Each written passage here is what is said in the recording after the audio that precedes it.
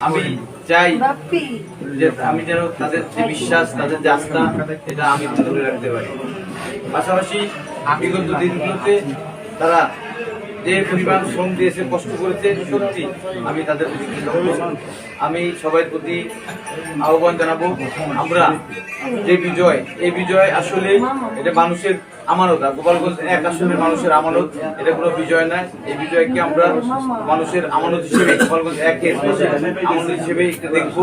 এবং আমি সবার প্রতি আহ্বান জানাবো যে আর কোনো প্রতিহিংসা নয়, প্রতিশোধ নয়, আমরা সকলে ঐক্যবদ্ধ হবে একটা সম্প্রীতি গোপালগঞ্জ ১ মুসলিমের কাছে করতে চাই, যেখানে কোনো হিংসা, প্রতিহিংসা কোনো কিছুই থাকবে না।